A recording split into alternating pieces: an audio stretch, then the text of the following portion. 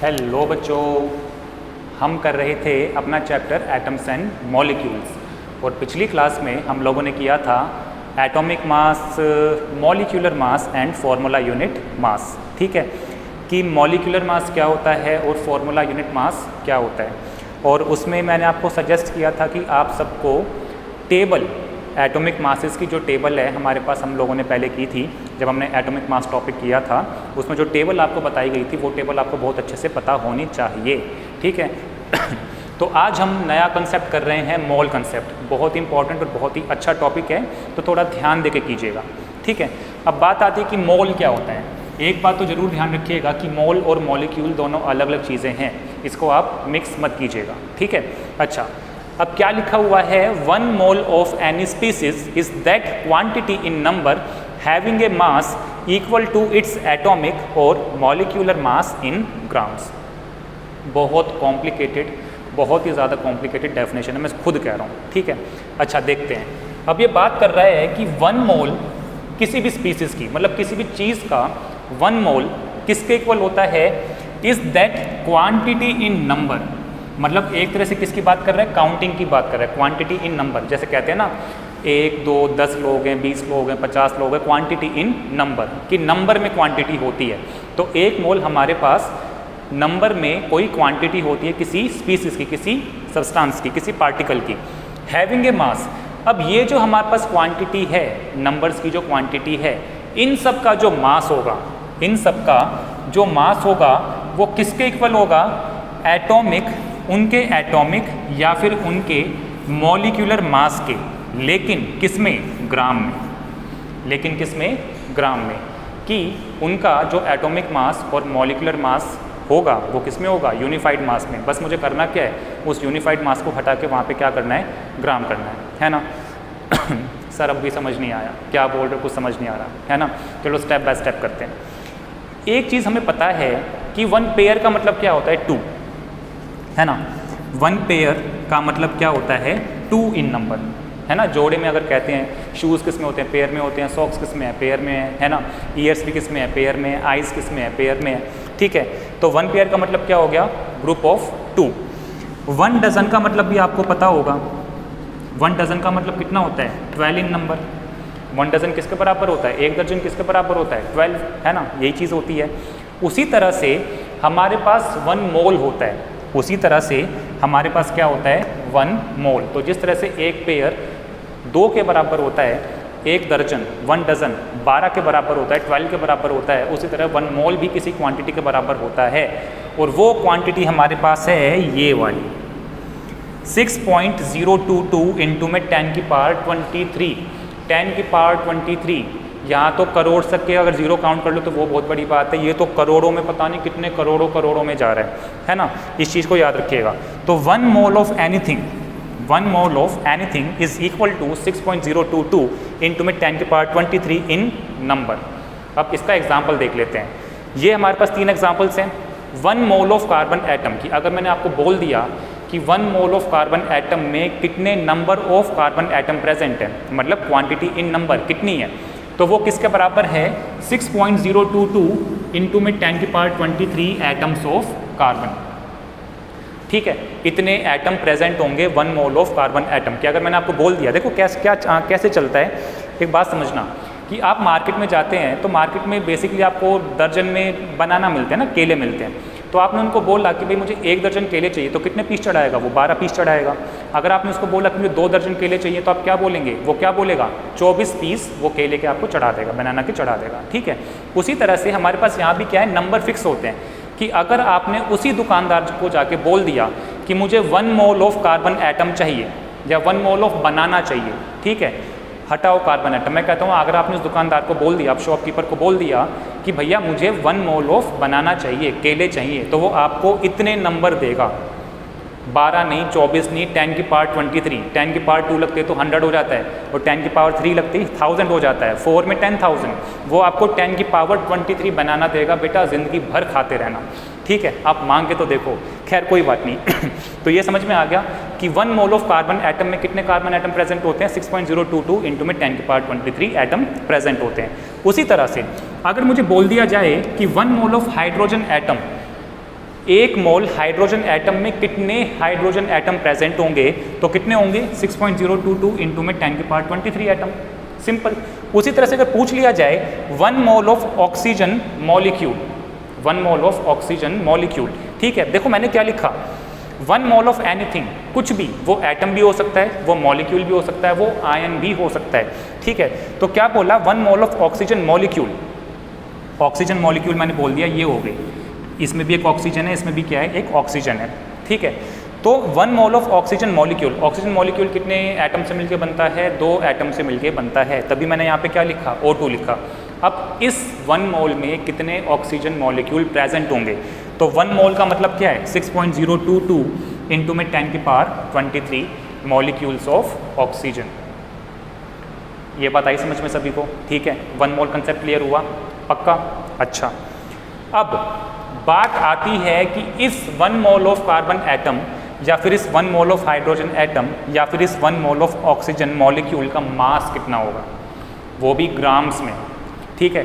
तो कोई मुझसे पूछे कि सर मास एक बार बता दो कैसे कैलकुलेट करते हैं, कि अगर बोल दिया जाए कि चलो हमें ये तो समझ में आ गया कि 1 मोल कार्बन एटम अगर आपको बोला जा रहा है, अगर 1 मोल कार्बन एटम आपको बोला जा रहा है, तो आपके पास इतने नंबर ऑफ एटम प्रेजेंट हैं, करोड़ों में, मतलब पता नहीं कितना जाएगा, काउंट मैं तो काउंट नहीं कर सकता, मैं तो काउंट नहीं कर सकता, आप काउंट कर सको तो मुझे बता देना, ठीक है। तो 1 मोल ऑफ कार्बन एटम में इतने सारे एटम प्रेजेंट हैं, तो इन सब का मास कितना होगा, इन सब का मास, वो भी ग्राम्स के अंदर, ठीक है। इसने क्या बोला, ग्राम्स के अंदर मास निकालना है इस बार, तो मास कैसे निकालेंगे, तो मैं क्या बोलूँगा, एक काम करो, ये सारे के सारे एटम ले आओ, एक बॉक्स के अंदर भरो और उसका वेट कर लो, जो भी आपका वेट आएगा वो आसानी से आ जाएगा। फिर बात आती है सर बता दो, है ना, फिर मैं सोचता हूँ चलो बता देता हूँ। तो यहाँ पे कैसे करूँगा फिर मैं इसको, कि क्या बोला है, कार्बन एटम बोला है, क्या बोला है, कार्बन एटम। अब इस कार्बन एटम की अगर बात की जाए तो एक कार्बन एटम का मास कितना होता है 12U, एक कार्बन एटम का मास कितना होता है 12U, 12 यूनिफाइड मास, हाँ या ना, यही पढ़ा था ना जब हमने फॉर्मूला यूनिट मास या मॉलिक्यूलर मास निकाला था, उसके अंदर हमने बहुत सारे एग्जांपल किए थे जिसके अंदर कार्बन प्रेजेंट था, और उसके अंदर हमने क्या पढ़ा था कि कार्बन का एटॉमिक मास कितना होता है 12 यूनिफाइड मास।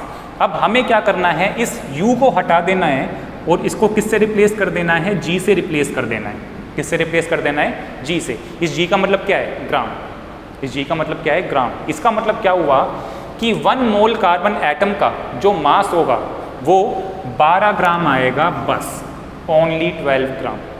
और ये बनता भी है, रीज़न क्या होता है कि एटम का साइज़ बहुत ज़्यादा छोटा होता है, बहुत ज़्यादा छोटा होता है, ठीक है।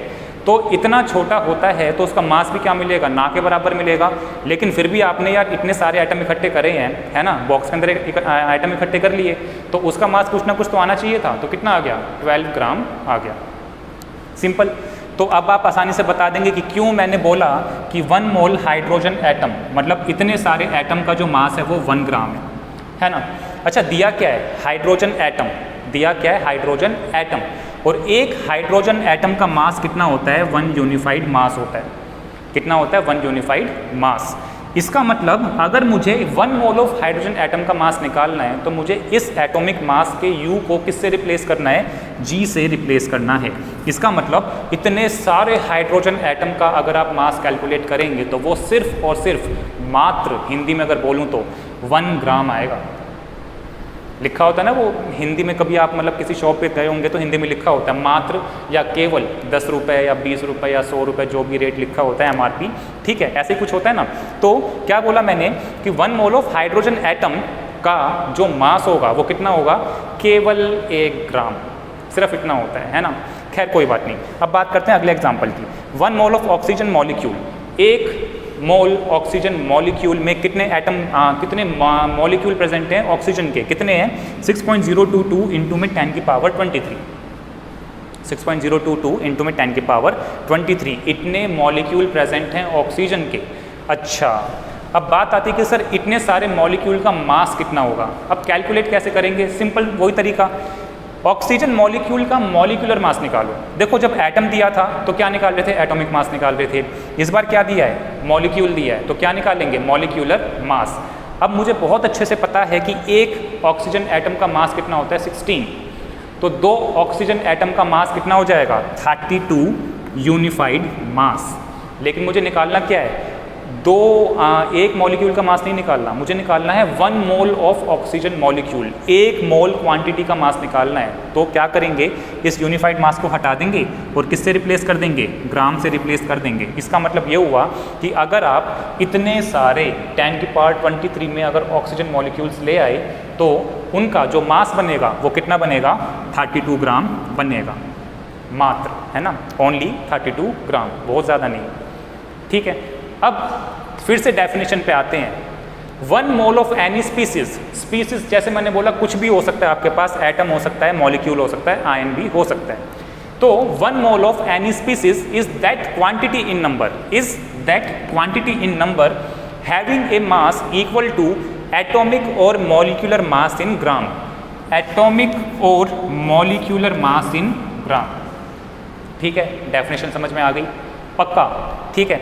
तो यही बस हमने करा कि क्या बोला कि 1 मोल के अंदर जो नंबर ऑफ क्वांटिटी होती है वो फिक्स होती है, जैसे डजन में, पेयर में क्वांटिटी फिक्स होती है, उसी तरह से 1 मोल में भी क्वांटिटी फिक्स होती है। वो कितनी होती है, 6.022 इंटू में 10⁻23।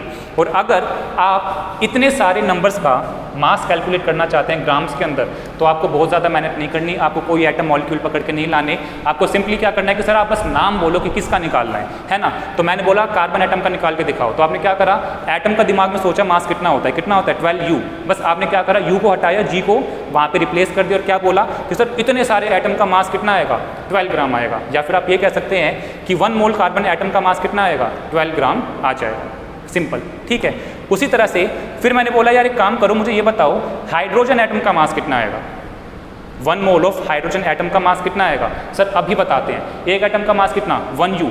1 मोल का मास कैसे कैलकुलेट करेंगे, U को हटा के क्या करना है, G रिप्लेस करना है बस। तो अगर एक एटम का मास कितना है, 1 यूनिफाइड मास है, तो 1 मोल हाइड्रोजन एटम का मास कितना हो जाएगा, 1 ग्राम हो जाएगा। U को हटा के किससे रिप्लेस कर दिया, G से रिप्लेस कर दिया। दूसरी बात, 1 मोल के अंदर क्वांटिटी फिक्स होती है कितनी, 6.022 इंटू में 10⁻23। इसका मतलब ये हुआ कि 1 मोल हाइड्रोजन एटम के अंदर कितने नंबर ऑफ एटम होंगे, इतने नंबर ऑफ एटम होंगे।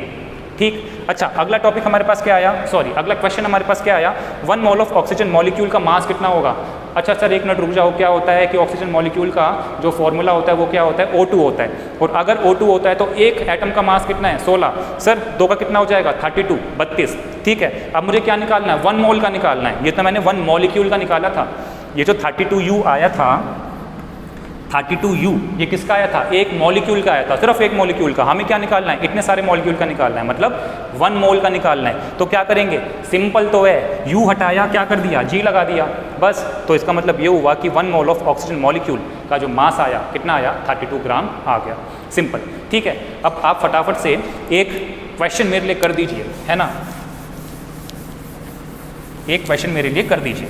अब मैंने आपको क्या पूछा कि हमें क्या निकालना है कि 1 मोल ऑफ CO2 मॉलिक्यूल्स दे दिए, 1 mole of carbon dioxide molecule आपको दे दिए, 1 mole of carbon dioxide molecule आपको दे दिए। ठीक है, आपको ये बताना है कि 1 mole of carbon dioxide molecule का जो मास है वो कितना होगा ग्राम्स के अंदर। 1 mole of carbon dioxide molecules का क्या निकालना है, मास निकालना है ग्राम्स के अंदर।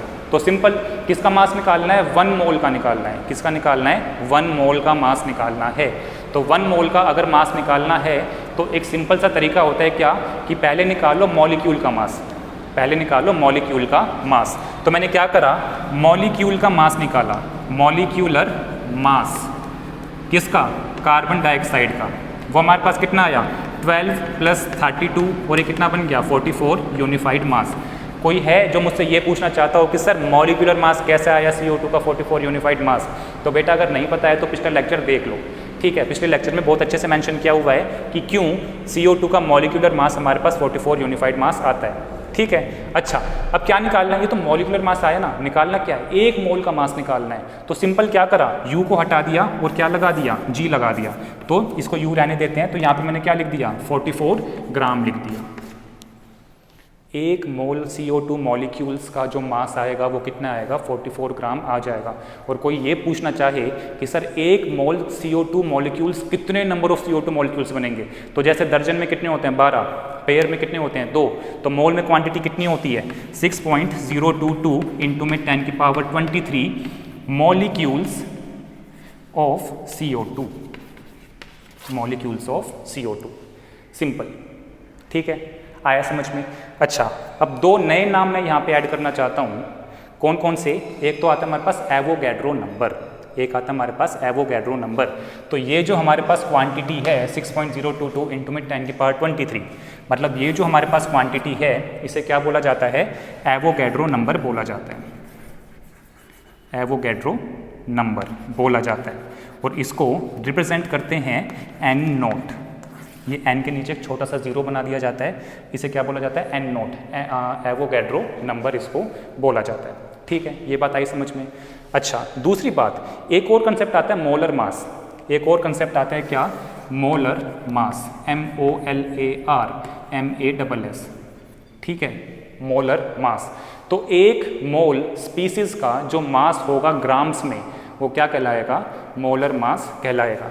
तो आपने सब क्या निकाला है? मास किसका निकाला है? 1 मोल स्पीसीज का निकाला है। तो ये 12 ग्राम, ये 1 ग्राम, ये 32 ग्राम, ये 44 ग्राम, ये सारे के सारे क्या हो गए? हमारे पास मोलर मास हो गए। तो इस कंसेप्ट को आप अच्छे से कर लीजिएगा, कल हम इसके ऊपर कुछ न्यूमेरिकल करने वाले हैं। ठीक है, आप लोग खुद से भी ट्राई कीजिएगा, एग्जाम्पल्स NCERT में दिए हुए हैं। तब तक के लिए बाय बाय।